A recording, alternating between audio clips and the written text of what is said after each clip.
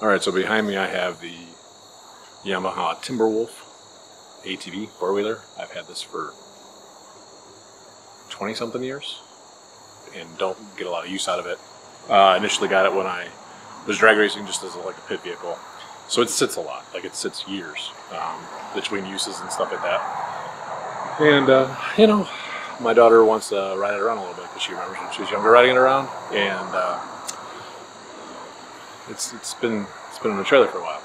So did another video on charging the battery. I do have two identical batteries, so I charged that battery ahead of time knowing that we need it.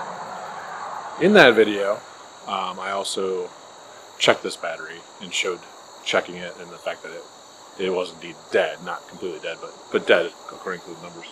So I have a glove on because I'm going to show you this.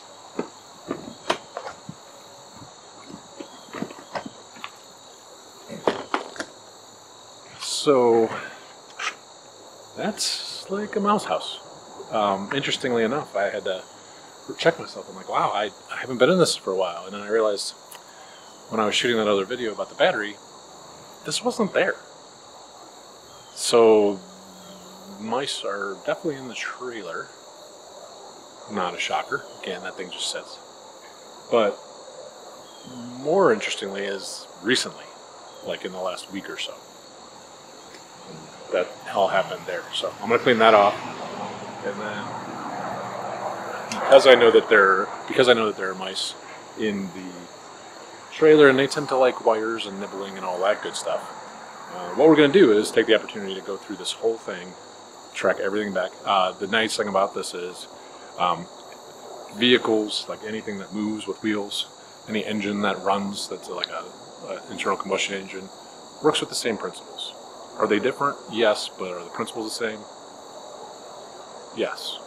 So I'm going to walk through each piece of this in a very simple like ATV, but you can take the lessons all the way through here and the things that we're going to track back and, you know, correlate them to a lot of other things. So this is just a very simple way to show you how this stuff all kind of works, like from the battery all the way to the spark plug and then, you know, the engine kind of thing. So I'm going to take that opportunity to do that and also check every single thing over on this because it's been a while since it's been running.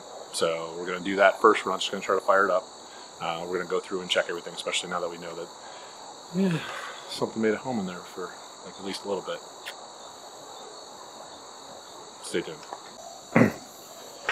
Alright, so I have gently taken those things out and put them in the field next to me. And we'll go back to this. So I want to disconnect this and then I'm going to definitely hose this thing all down, make sure it's all clean, and go from there. But I want to get the battery out before we do that because obviously we don't want any electrical shorts.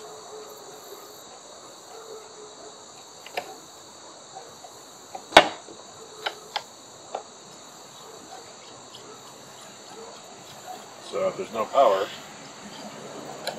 you cannot short the system out or do anything like that. As long as you wait till the system's totally dry, you're good.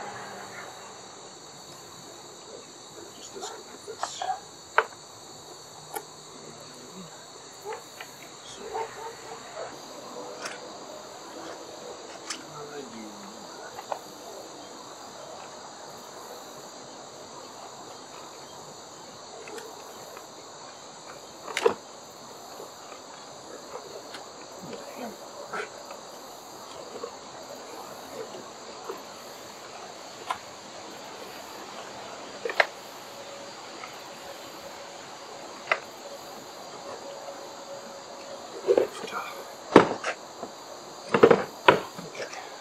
Got it. So if you watch that other battery video, this is the same exact battery. What I'm going to do is set this up the same way. Take the terminal out of the left, well I say left, but the positive side, and then put this on the charger, let it sit and get charged up, and just have that other battery ready to go.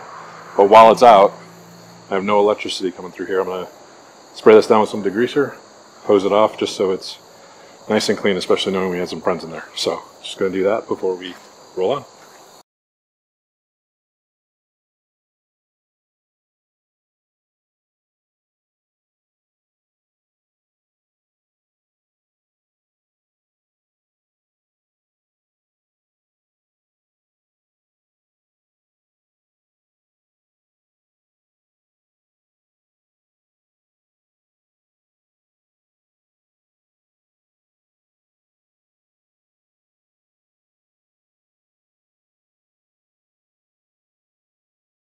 To make this easier for myself and for you to see how this all works, took some bolts out. Going to flip this over. Okay, and then a bolt here, bolt there, a couple other bolts here, and then down there on each side. And this thing should come right off. Make sure I don't screw up any wires. Put those down underneath. Shove this one under. And I should be able to just flip this up. Off. Alright. So there's that. Alright, so here's the deal. I took off the back part, took this off, and I loosened the front up so we can get in there to see. Headlights and stuff are up there. I don't want to disconnect all that. I'll show you that, but I wanted to get as much access as possible. Two reasons. One, I want to inspect every single part of this, but more importantly, I want to walk through each of these systems and kind of just explain what they do. And I'm probably going to learn something myself here, because I'm not quite sure what some of it does. I mean, I understand logic. Some people might argue with that. Anyway, but I understand the concepts of how the engine works and all that kind of stuff in electrical systems. There might be some stuff on here that I don't quite know what it's called or maybe what exactly it's doing. And when I hit those, I will explain that. But also, instead of me looking it up ahead of time and sounding like I'm really smart and know everything about this, just know that I don't. I'm not going to do that. I'm going to be fake.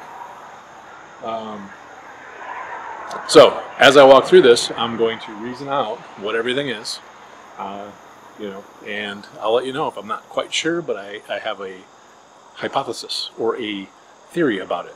And then what I'll do is I will correct myself when I do the final video, and probably with like letters down here or something. I don't know, but I will make sure that we know what it is. But I didn't want to start there and be like, oh, this is this and this. Look, you don't have to know how everything works and what everything is to reason through some things. So wanted to go over some general stuff that applies to pretty much any internal combustion engine and anything that has wheels, kind of thing. All right, this is a really cool opportunity to do so on a simple. It doesn't get any simpler than this as far as how stuff works. There's an engine right here, one cylinder, one, not 8 like a car, or 6 or 4 or some 3s. Anyway, one cylinder. You can pull start it. It does have an ignition. We'll get into that with a starter and all that stuff. But this is pretty much as simple as an electrical system in a vehicle that's going to move is. The lawnmower would be easier. But there's nothing really to show you. It's all kind of self-contained. So this is like level 1 of something that moves and that shifts and has components like a vehicle or anything bigger. So you'll be able to correlate this with pretty much anything else. Lesson number 1. There are 3 things that are necessary for an internal combustion to combust. Combustion is explosions. So the way an internal combustion engine works, brief. There's an air-fuel mixture that goes into the cylinder. When it ignites, it blows up. And what that does is that forces what's called a piston down in the engine. And that is connected to a connecting rod, which between the piston and the crankshaft. The crank then turns because there's downforce from that explosion, and it twists the crankshaft. And the twisting of the crankshaft and turning of the crankshaft is what makes anything go, pretty much. It rotates clockwise or counterclockwise. If it's clockwise, then it's going to go forward, counterclockwise, backwards, or the reverse, whatever the case may be. Okay? Transmission gets into a whole other thing, but that's just fundamentals of any internal combustion engine. Any one of them. Same thing. That's what happens. So, this is right here. This is where that happens. So there's a piston that goes up and down.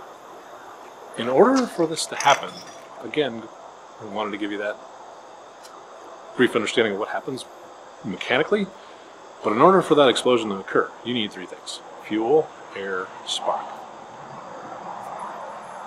So you need gas that's going to explode, but gas doesn't explode if it's in a vacuum and has no air. And in order to have a gas-air mixture ignite, you need a spark. Really, that's it. Doesn't matter if you're working on a lawnmower or if you're working on a $100,000 car. As long as it's got an internal combustion engine. It's the Teslas or any of that stuff. As long as it's got an internal combustion engine, those are the three things. If something doesn't start, those are the three things you have to check for. Always. Internal combustion. Always. Lawnmower, all the way up. So, what we're going to do is we're going to go through the three systems of fuel, air, and spark, and I'm going to walk you through that here, but not from this distance. We're going to actually trace back every part of this, each system separately. So we're going to isolate each system so you can see how that is, because one of the other things that a lot of people do is they look at something, oh my gosh, it's too complicated, I don't know what to do. But if you isolate different systems, different issues, things like that, it gets easier. So we're going to do that here. So the first thing we're going to look at, the first system we're going to look at is the air system. Frankly, because that's the easiest one. So we'll start there, and then we'll go to the fuel, and we'll end with the spark, because the electrical part, most complicated one, but not too complicated that you won't understand. So let's get started. Air system. We're going to just walk through this the way you can walk through pretty much anything, deductively reason some stuff.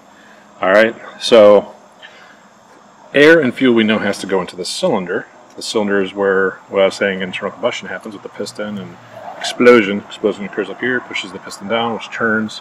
This is the transmission. We won't get into all that stuff, okay? But what we're dealing with is everything outside of this combustion chamber that makes combustion. We're just going to go through this. So, if you look around here, there's this thing, which is the exhaust that goes out the back. So that's going out. Okay. All right. Let's look a little bit more. Anything else we see here? No, just connector here. So this looks like where the air comes in, because that's where it goes out. Okay. So then we're going to track it back to this. This is actually called a carburetor. This is carbureted, not electronic fuel injection. But this carburetor is what allows air and fuel in to mix before going into the engine. Okay. Well, where's the air come from? So again, if we look at this, okay, this is probably not air. There's more air than gas, always, in the mixture. So you're not going to have like a garden hose for gas and a small, tube for air. So we're just going to use some deductive reasoning. Also, on this, as I look here, that connects over to this thing, and oh, look, it says fuel. So that's how the fuel gets in. Where the fuel system's actually easy too. So, all right. So then, as we look at this, we see this going up to where this says fuel, and there's a gas tank up here. Okay, so that's fuel. All right. So air doesn't come in there. It can be down here. So it goes back into this box. This thing right here. I already took the screws off, so we didn't have to worry about all that.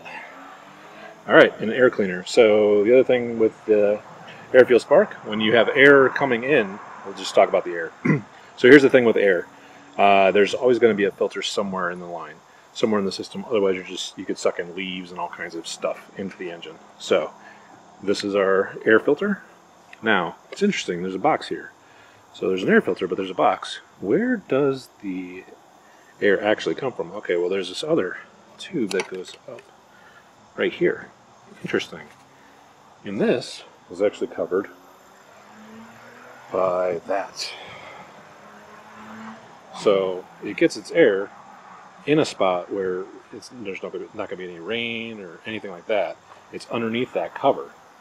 And that's usually how it works with air. It's under the hood or under something like that, because you don't want water getting into the engine. That would be bad. So that's where this piece comes up over and goes down, but the air comes in right here. So it goes in here, it gets sucked into the engine through a filter, and then comes through here to the carburetor, and then into the engine. Alright, so that's the air. Fuel, we talked about earlier, just because we came here to look where the air comes in. But fuel goes from here, from the gas tank here, down to this fuel shutoff. And that just shuts off the fuel going to the carb. On-off reserve concept. But anyway, it goes directly into here. The fuel then, so the reason that I said the air is easiest is because the air basically just passes through here. The fuel side of it, and it passes through here when the throttle's hit, which is a whole other thing. So when you squeeze the trigger, there's a mechanism in here that goes up and allows air through. At the same time that it allows the air through, there's a needle that comes down here that actually opens up and allows fuel through the same thing. So as the engine is intaking or sucking in air, that air comes by here and then draws fuel. It comes by here and draws fuel from the bowl down here, this thing here, up, and has it in a mist pattern into the combustion combustion chamber, and then the spark plug ignites it. The spark plug isn't here, I don't see it. So let's see.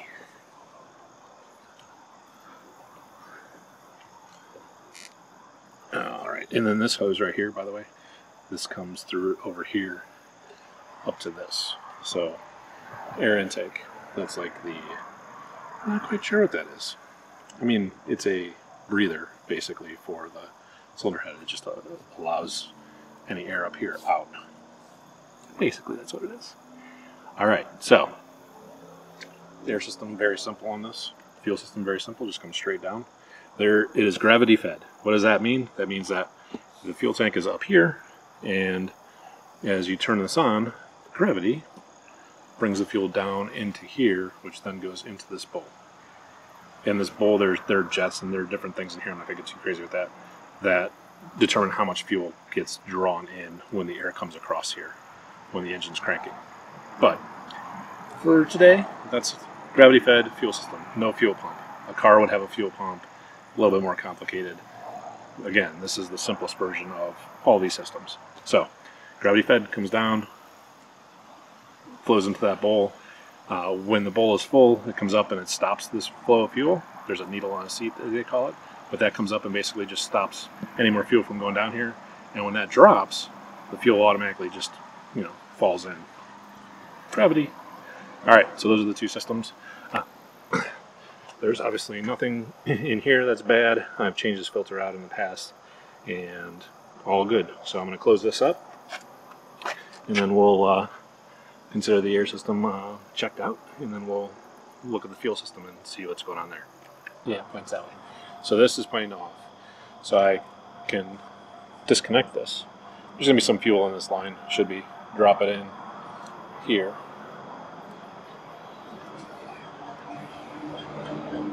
And you should see fuel come out a little bit. I mean, it should stop if that's in the off position.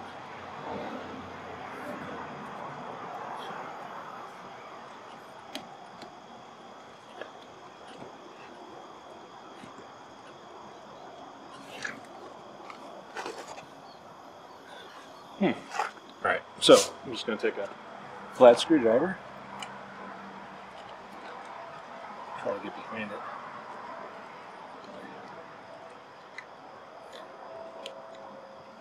And just kind of help it along.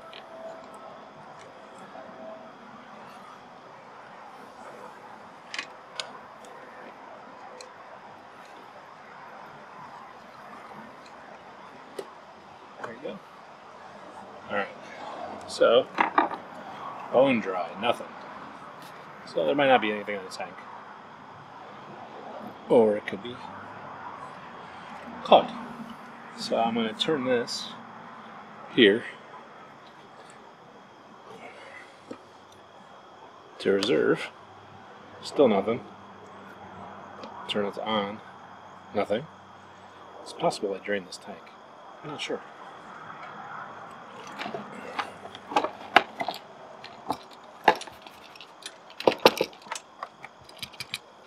Sounds pretty empty. So, okay. Gonna go get a little bit of gas, put it in here, and then I'll put this in the off position. I just want to make sure that the fuel is getting from here through this down, because that'll tell me that there's a filter in here inside the tank, which hopefully I don't have to do. That's a pain in the butt. It's connected to this. But just want to make sure we have the flow of fuel from here to here into the carburetor. So I'm going to go get just a little bit of gas in here, and I'll be back. Alright, so I put a little bit of gas in, not a lot. Nothing's flowing out, which is good. This is in the off position. I'm going to go to on, and I have nothing. Now in this tank there's a reserve area, and then there's a regular area.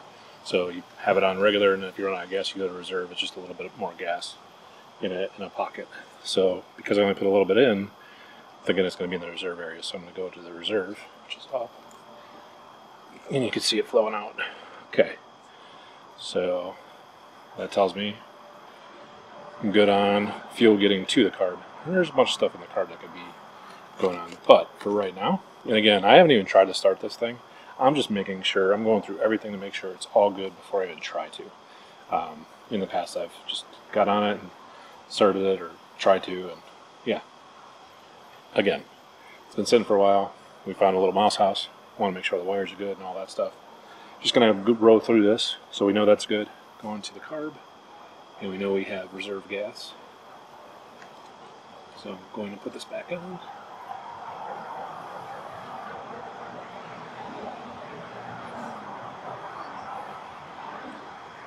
And now that that's back on, I'm going to put this to reserve, and fuel should be going down and filling that bowl right now. We hope. So this will go back in. Okay.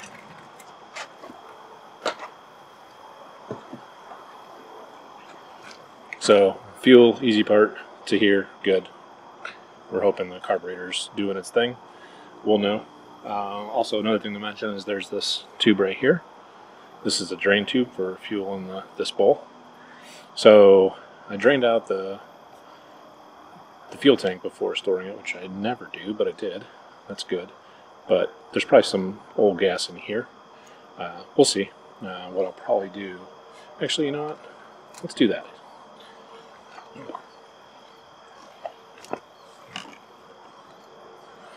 Not sure if you can see this, so let me...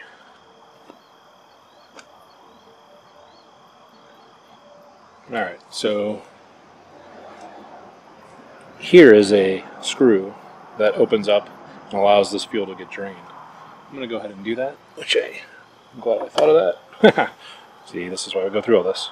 Fuel in, this is fuel out to drain this bowl, so if this is old gas, we want it out of there. We also want to know that there's new fuel going in. So here's what I'm going to do. I'm going to turn this again to off, and then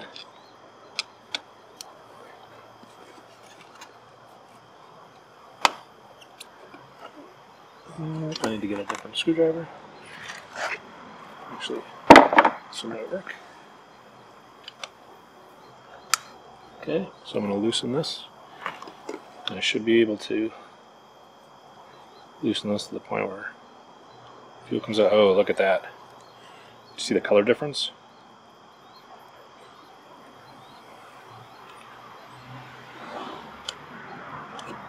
So we're just going to let this come out here.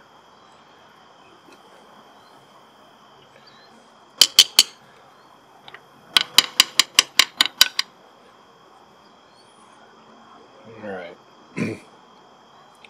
So it stopped because we have this on off. Now, to know if the needle and the seat are working correctly, which is what fills or takes this, what allows the gravity-fed fuel to get in there, we'll turn that. But before we do, I want to show you this. I'm not sure if you can really see, but that looks almost like, I don't know, urine. It smells okay. But I think it smells okay because new gas is mixing in there. So let's test that theory out. So this is still open. I'm going to go to reserve, and I should see, to know that the bowl is getting full, I should see this coming out here, because again, there's something in here that will stop the flow of fuel. It's called a needle and seat. There's a float in here, and then when it goes up to a certain point, it stops the fuel from flowing into this bowl. That's how that works. So effectively the bowl's empty, so that float should be down, which means this should be open to allow fuel in. So when I turn this to reserve, we should get fuel out of this. And we are. So needle and seat are working the way they should. At least to this point. But you see how much clearer that fuel is coming out? It's not yellow colored. So I'm going to get rid of this old gas. I'm not going to put that back in here. Because old gas doesn't ignite the same way. So glad I remembered to do that. Almost forgot. So that's the outside simple stuff that you could do with the fuel. Before I forget, which I've done, I'm going to turn this back in.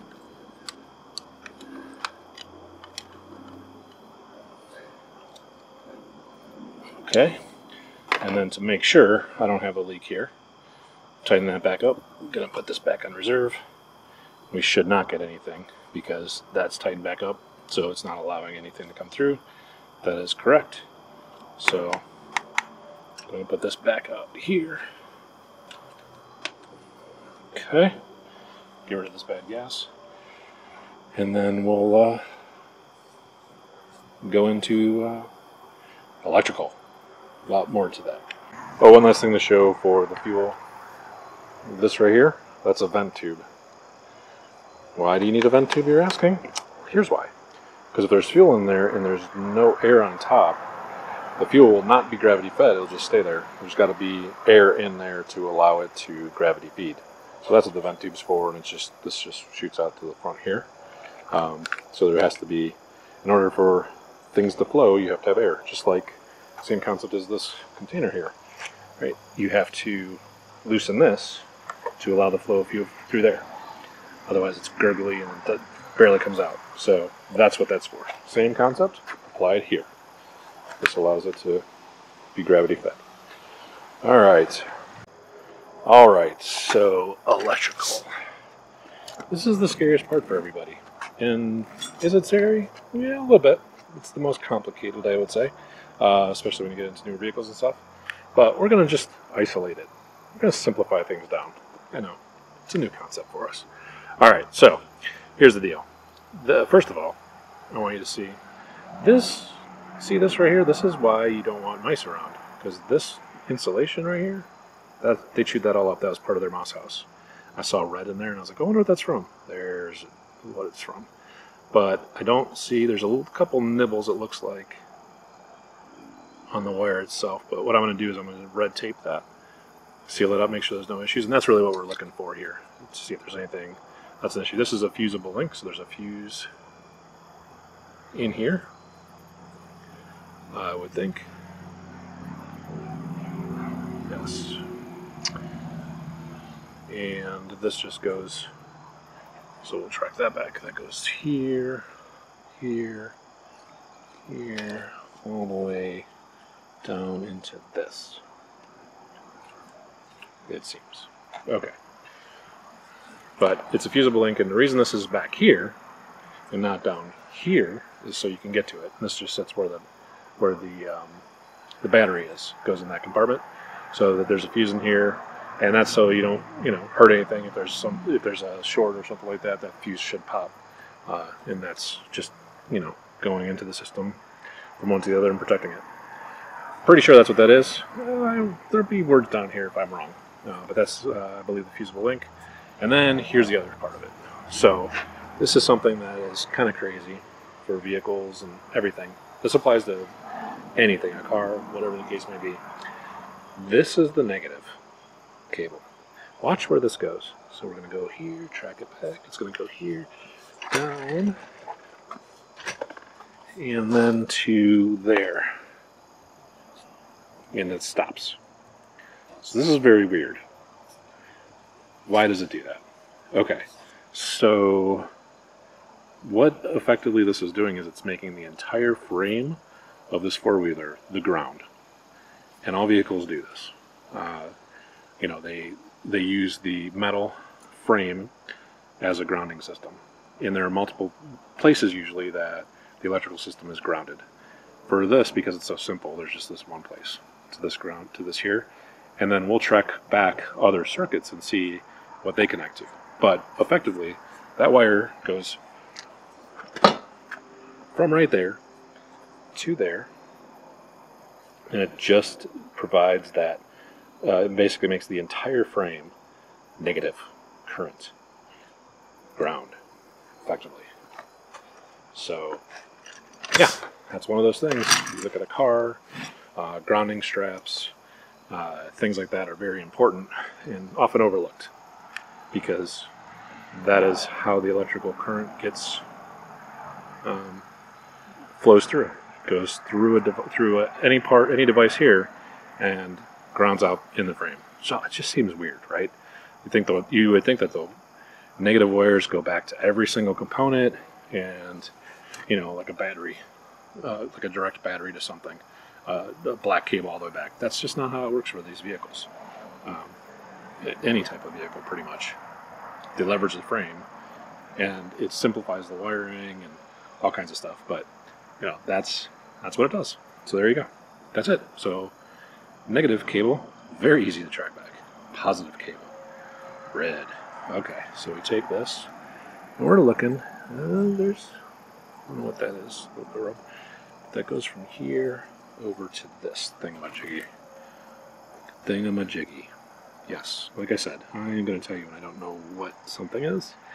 That is, I'm going to guess that is an on-off main switch-ish. I don't know, we'll see. So that goes into here, which then goes up. Across here, underneath. Oh gosh, gotta go to the other side.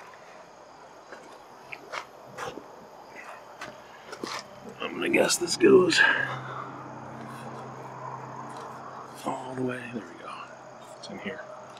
Goes here, here, and over.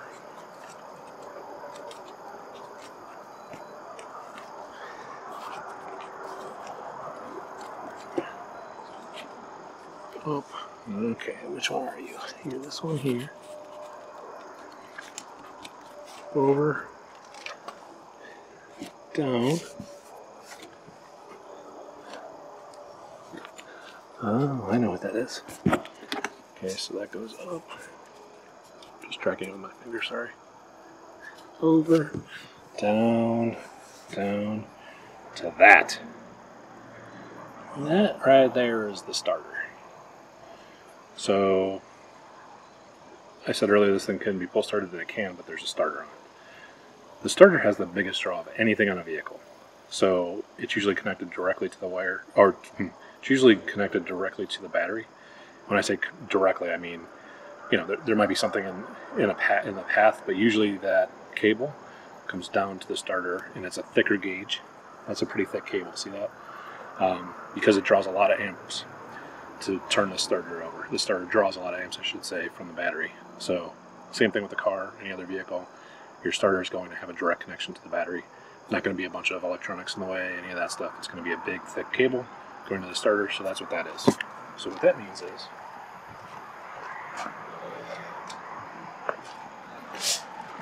this right here is a starter solenoid. That's what that is. And, oh Snaky. So that goes directly there. And so how the solenoid works, and again, I'll look this up and verify that that's what this is, but I'm just trying to reason this out. You have power going into here, 12 volts, and there's a switch in here basically. And this right here is a low voltage side. So there's a high voltage side and a low voltage side. Now that's why these are thicker wires and these are thinner wires. More amps get drawn through here. But on a relay, you have another side that's just a signal, basically, that opens or closes this relay. Basically makes these two things connect or disconnect. Basically, that's how it works. So when you push the button, which is right here for the starter, that closes this, which then energizes this other side, connects them together basically, and has the starter turn over. And when you let off of that button, this disconnects these two, and that's how it works. Now, if you're like me, you're wondering, well, if it just goes to the starter, how does everything else get power? Good question. You see this right here? This line goes back into, and there's a connection there, which is interesting, but it goes back through here over to that fusible link we talked about, and then back up through here into this, all the way up into this entire wire link, which goes through here and up. And we're gonna short circuit this whole path. Sorry, put this on. And say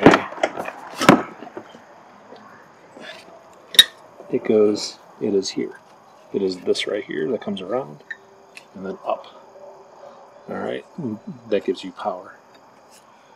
Alright, you see these here. Again, I'm just going to look at these real quick. These are a bunch of different wires that connect from the controls to different parts of the vehicle.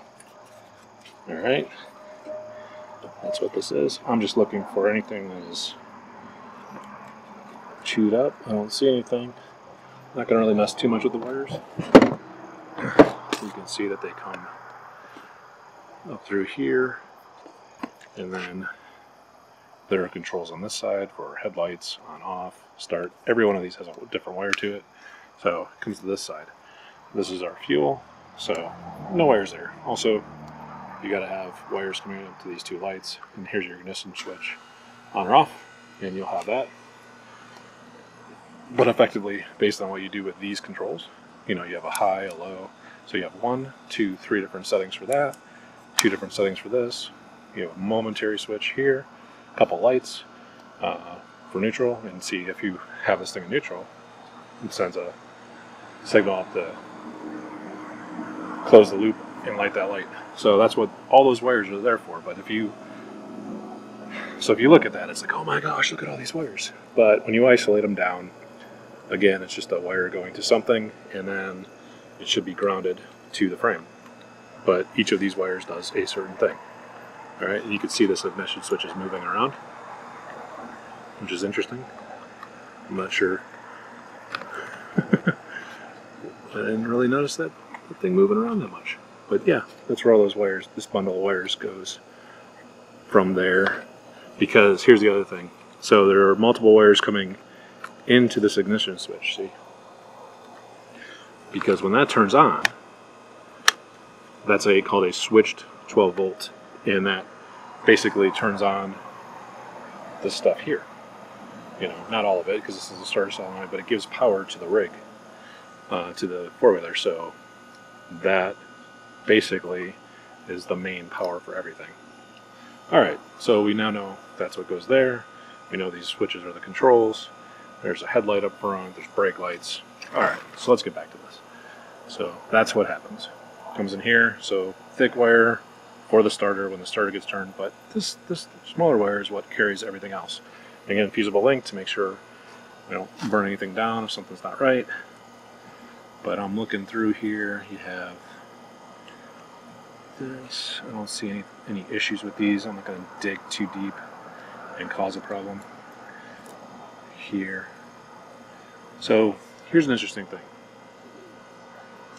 With any vehicle, you have a battery, which isn't here because it sits inside that thing that's over on the side. No battery in this one. But you have a battery that runs stuff. That battery runs out of power as it goes. So you need to charge it. So in a system like this, a simple one, you don't have like a start, or you don't have an alternator like you do in a car that spins. In here is, I know that because I'm tracking this wire back, and this wire goes into there. In here there's something called, I think it's called a stator. But as this turns, there's something in there that, you know, spins with the engine as the engine's running. And because it's rotating, it actually creates a field, an electrical field. And that is generating power from the spinning of the engine. And that comes back over here into this and into this. One of these is going to be a regulator, I think. I think that's the right, something like that. And the other one's going to be something else. But anyway, power comes back through here, energizes. I don't know, this doesn't have, sorry, I'm trying to do two things at once here. This just goes in. There's nothing, oh, it comes back out here. I don't know what this is. So I will look that up so we know exactly what that is. But I'm going to say we have power coming into here. Power coming out of that into this, which then goes this way and energizes the system. So, yeah, so I'm going to have to figure out what these things do. There's a regulator, so make sure it doesn't overcharge, and then the other one might be an actual, the actual power to everything else. So I'm gonna have to look at the wiring diagram and tell you what that is, what these things actually are. Again, I just wanted to throw to look at this for pretty much the first time I've had this cover off. But starter solenoid comes in. This definitely is what spins and charges, and it's charging this and that. So before I do anything else, I want to look this up and make sure I know what these things are. I'll tell you, and then we'll continue. Alright, so this is what I was talking about with the wiring diagram. It gets a little crazy. Okay, so when you look at this, you decide you never want to look at anything with the wires at all. It's really not quite as bad. It is at first. Freaks me out too. But basically, I'm going to zoom in. It won't let me zoom in anymore. So this is effectively the thing we were talking about down there that turns in the engine to charge it, the CDI. Charging, I gotta look that up. Crap, I forgot to do that. Anyway, that then comes over here. There's a CDI unit. And the CDI unit, what's this right here? Has brown, blue, white, red, white, green, red, white. Brown, blue, white, red, white, green. Yes. So, and then it will show you, like in the CDI unit, let's see, I'm going to scroll over. Gosh, that's hard to do. Sorry. There's a start switch, which goes down, over, and that's blue, white. Alright, so then we go over here. There's blue, white. And this blue, white comes over and into this. So the blue, white, if you follow the circle all the way back, is what starts what kicks this relay and allows the starter motor to go. So that's what that connection is back to there. Okay.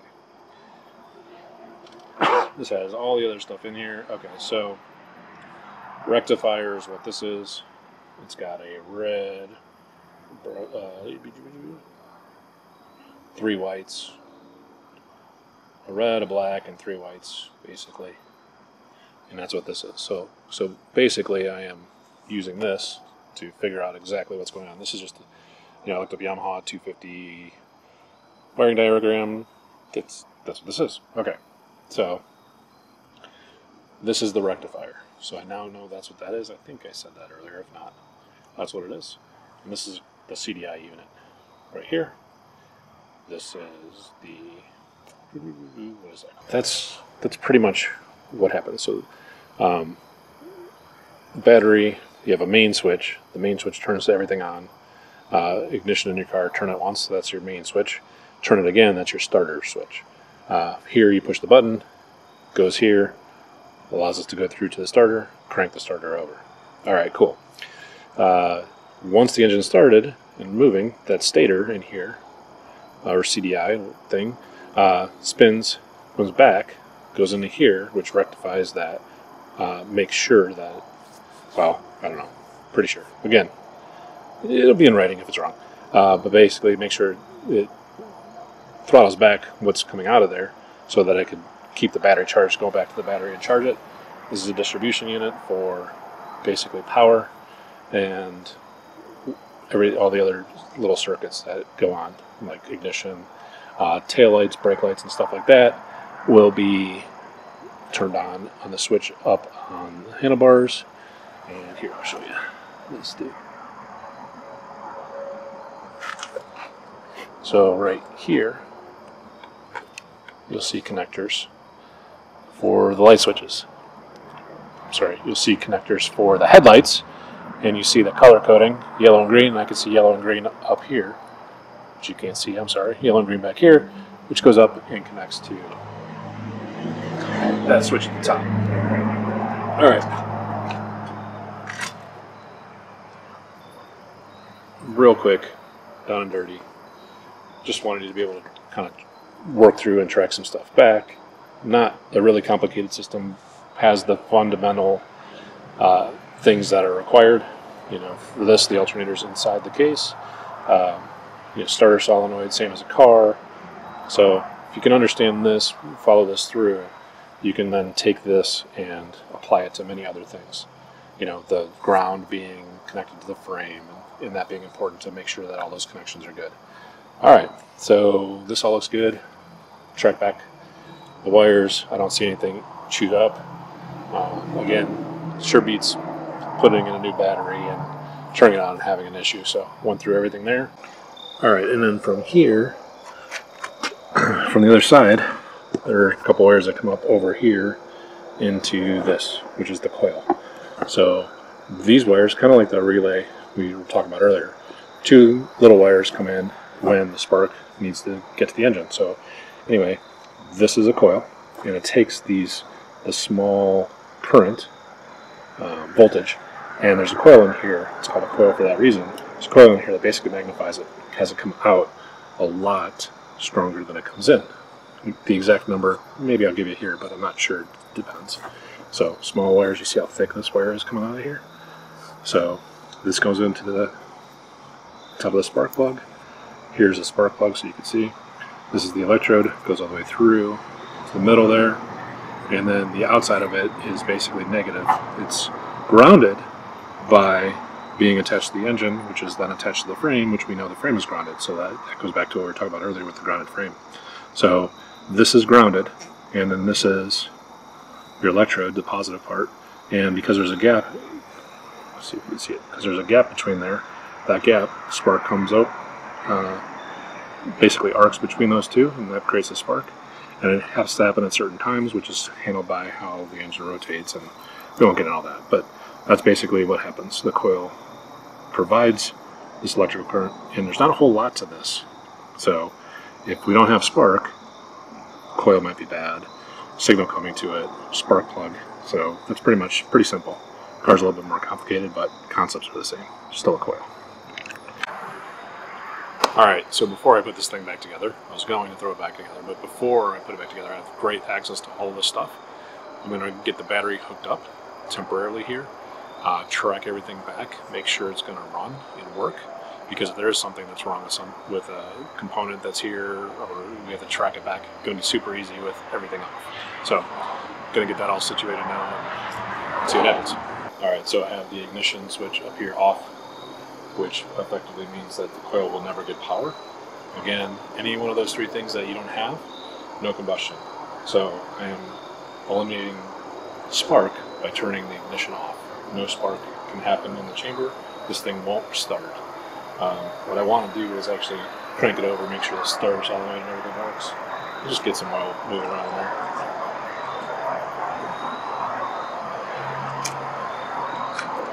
Pushing the button for the starter.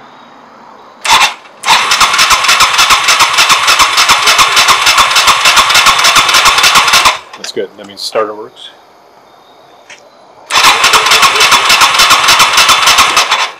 Battery starter all the way through. Button. Coil. Alright, so we know that that's good up to there.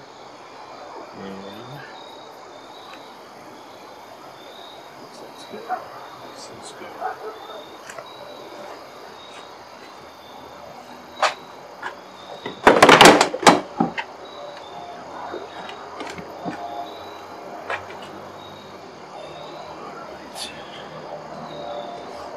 So everything looks good there. We don't see fuel. So I'm looking for fuel because of this. You don't see this stuck, and the fuel can actually come out on the backfill. It won't actually close. Looks good there. Alright, let's see what we got.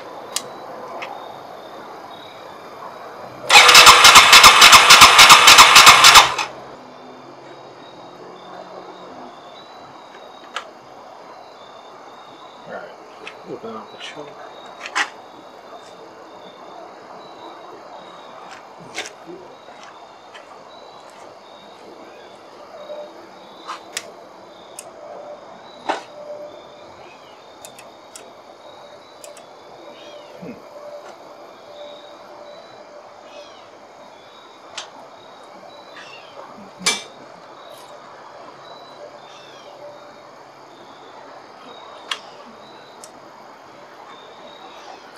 So, all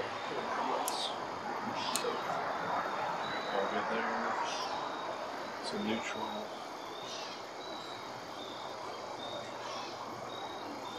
Choke is on, so ooh.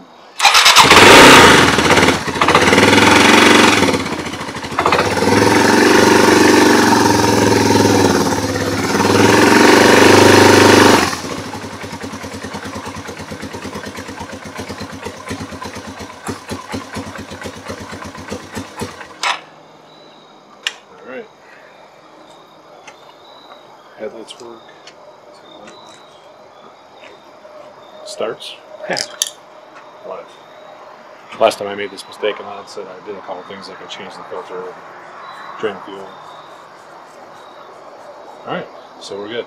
Time to go into time-lapse mode, put this thing all together, and see what we got.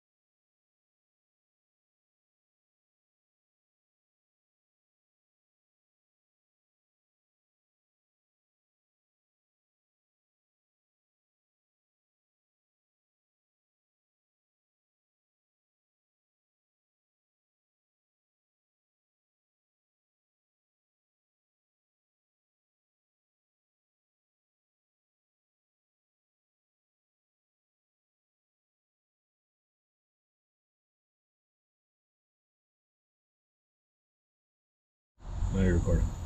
Oh, All right, so yeah.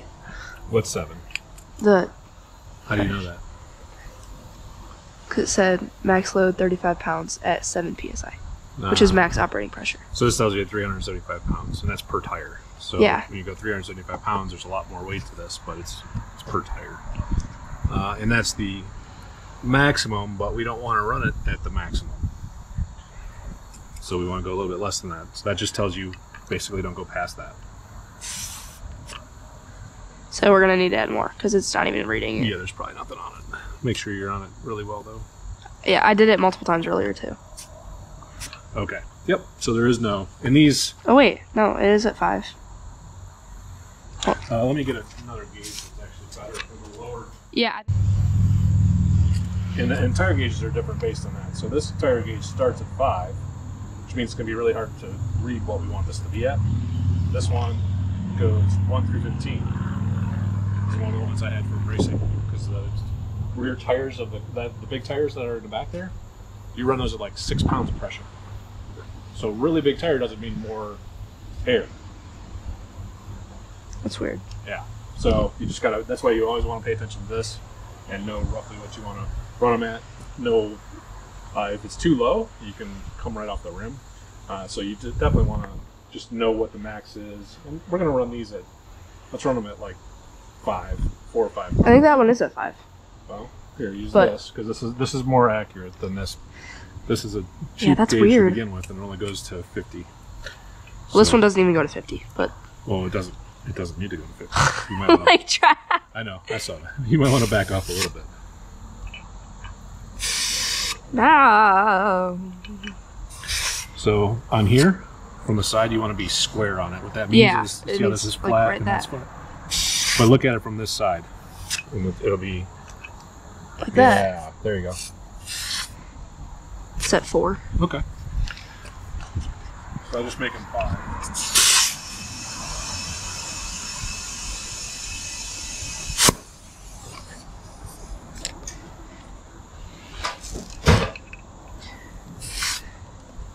Oop, I need to let some out. All right, so on this one, this is actually pretty cool. This one's got this right here. Oh, that's the, yeah. So you can push that. No, just push the button. Oh, push it? Just hold it in. So if I know, I'm gonna say, oh my gosh. So push and hold it in. So it goes to the, yep. What are we putting at 5? 5, yep. So this is a very precise gauge. I don't know if you can see it in there, but yeah, this is very precise because when you're racing, you want to have the tires exactly the right pressure, and everything's got to be consistent. So, ooh, that allows you to do that real consistently.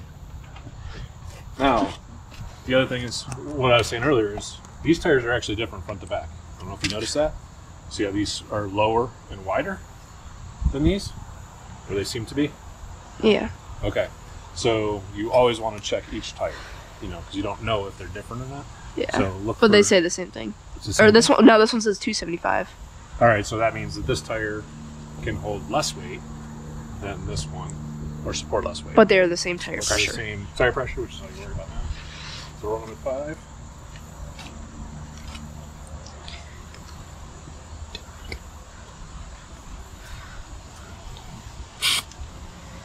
It's at 4.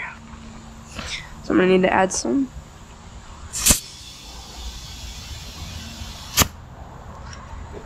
I did it for about 5 seconds. I think that was his rule, like 3 or 5 seconds and then check it. But I don't remember. It was a while ago. Okay. What the? Ow. Okay, I just hit my head. Sorry, GoPro. Sorry, Dad. Later when you're watching this. Oops. Why? Okay. I'm not on it. I'm still not on it. Why am I struggling? Okay, what the heck?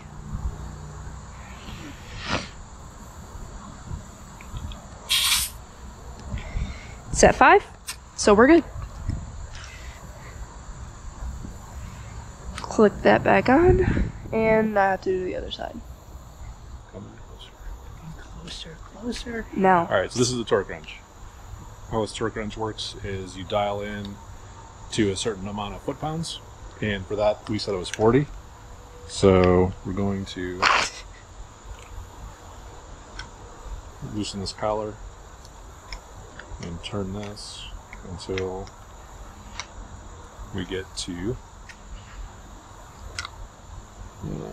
40 on that mark. So 40's right there, and have the 0 there, that means 40 foot-pounds. Alright, and then we have this extension, because we have depth in the back of the wheels. So anyway, this is 40 foot-pounds. I'm going to put it on here. And you just go till it clicks. Can't see nothing. So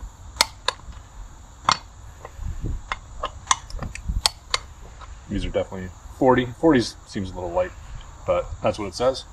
So you can go ahead and do the rest of them. Just want to go with a click. Be very careful with that, because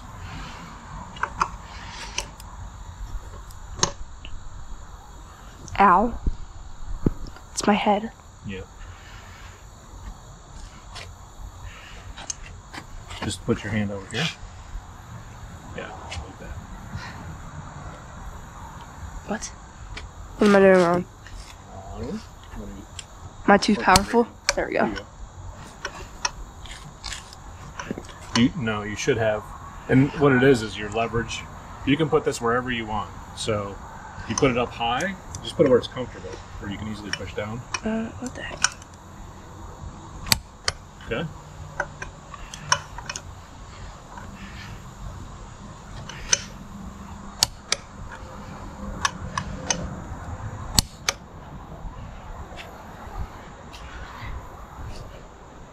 If I unscrew it the right way. Mm-hmm. Here's the right. So wipe it off. Wipe the whole thing off. So that makes sure that it's clean. Just wipe it straight down, it's fine. Now put it in there again. Okay. Unscrew it. Screw it in. Now unscrew it. And we're checking this oil when it's cold. The engine's cold, so all the oil should be sitting, most of it should be sitting at the bottom. Don't hit the sides. Now look at the stick.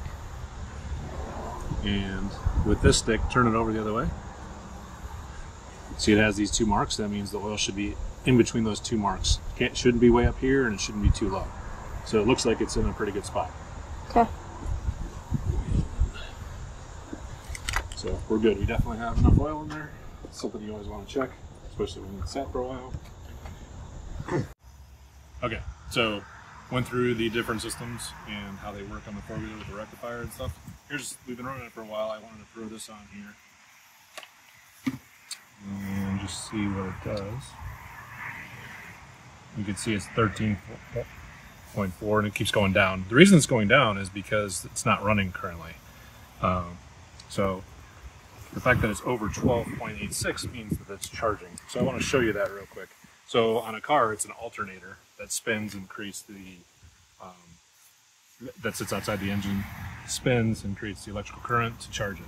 On this, if you come over to this side, if you remember, we talked about it on the other part of this video, but there's a stator in here that spins inside of the power sports stuff. So inside, it's a little bit warm right now, but inside of there, it spins with the engine, and then these wires come out and go into that rectifier that then charges the system. So what I want to do is start it up and show you what happens when it's running and how you can test to see if that thing's working. So you see how it's already down to 13.15. It's because the battery itself doesn't hold that charge. So when we start this up, I don't know if you can see that, but that should go up.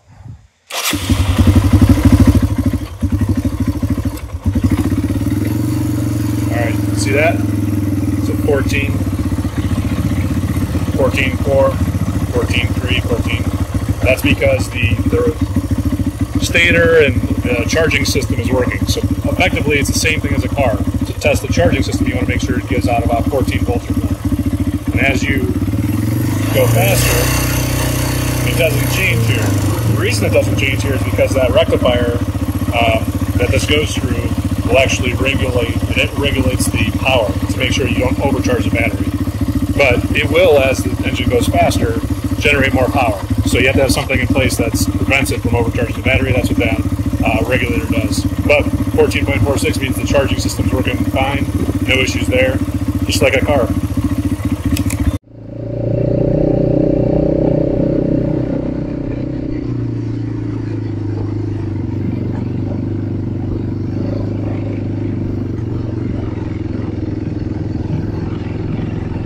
This is awesome.